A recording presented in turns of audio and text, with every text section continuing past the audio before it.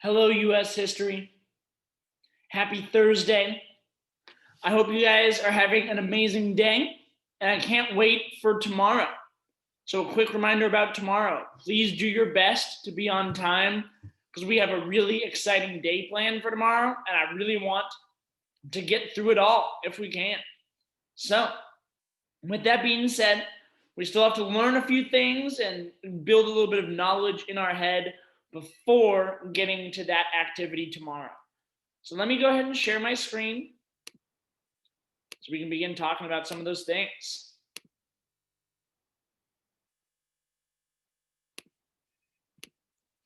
All right. So our daily objective is I can analyze a map and make predictions about the growth of the United States. For boy band today, we're going to have a quick conversation about technology. So answer these questions with each other. What is your favorite thing about technology? What is your least favorite thing about technology? Has the amount of time you have spent on technology over the last few months gone up or down? Is your previous answer a good thing or a bad thing, and why? And if it is bad, what is your solution? Teacher Maypo is going to go ahead and pause the video, give you a few minutes to think about this and answer it. All right. So yesterday in class, we began looking at how the United States might expand in its future from the 13 states and onwards. However, before we look more at that, we need to rewind a little bit. Okay? So here are our original 13 colonies, right? That existed on the far east coast of the United States. And here we have what the United States looked like at the very beginning, 1789, when the US Constitution was put in place, right? Here's what the United States looked like. With those 13 states still existing over here on the East Coast, but beginning to stretch a little bit more this way. And today, we're going to talk about this unorganized territory right here.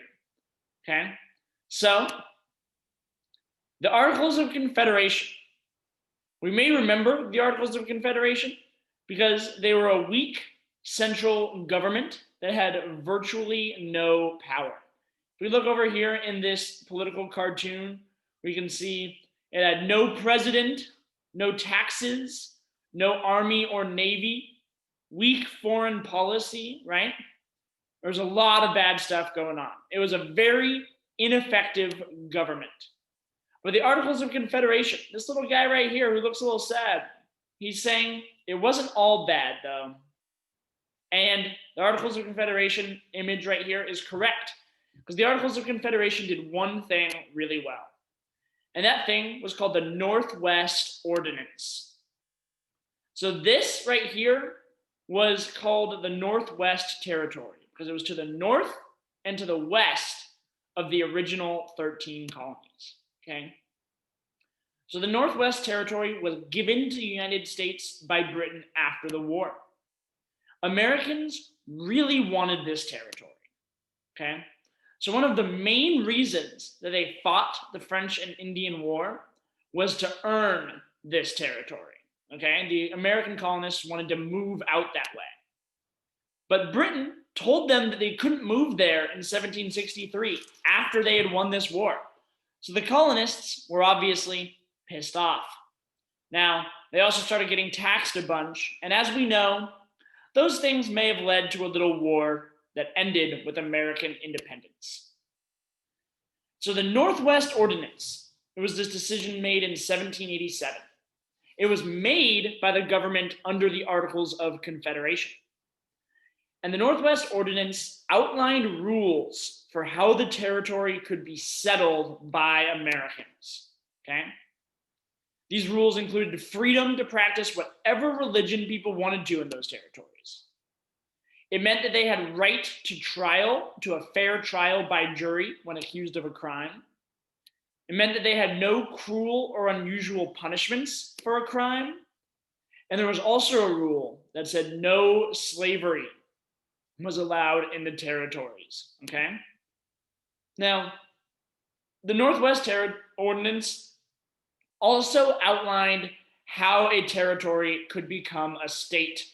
Okay. So, first, if an area is settled by a few hundred Americans, the US Congress could give that area a governor. Okay. When the population reaches 5,000 free men, so they could not be a slave, they could not be a woman, they had to be white free men, then those men could elect a local Congress, a local governing body.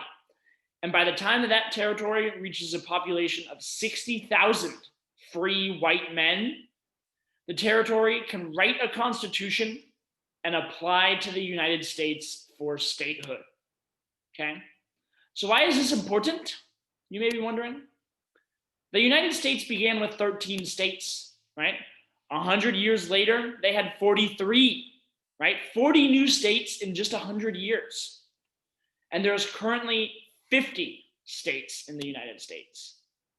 Having an agreed upon system in place allowed the United States to be able to grow, with these territories able to agree with each other on how a territory becomes a state.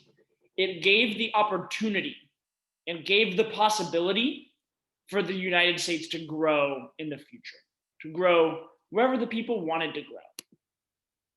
The United States was not stuck in its original size. If you think about Britain, Britain is on an island, right? That's always going to be the size of Britain, right? But the United States was on this vast, empty continent, and they could fill it. They had rules in place to fill it with their own people, with their own governments, right? So for the rest of class today, there's a graphic organizer on Edmodo called the Northwest Ordinance, okay? Complete that graphic organizer as a class, then share your answers, okay? Then in the last bit of class, use what you have learned the past 2 days to complete the graphic organizer from yesterday. So by the end of class today, you're going to complete the Northwest Ordinance graphic organizer and then finish what you started yesterday in class on that map graphic organizer as well. Turn in both when you are done. If you do not finish, then whatever you do not finish will be for homework. Okay? Again, gentlemen, this is important information. We're going to be looking at how the United States is going to be growing over these next few decades in our historical journey, right? And so, with that being said, we have a really fun day planned tomorrow. Please be on time so we can get started. Thank you all for being here. Thank you all for doing your best with learning these things. I look forward to seeing you all tomorrow. Bye, gentlemen. Happy Thursday.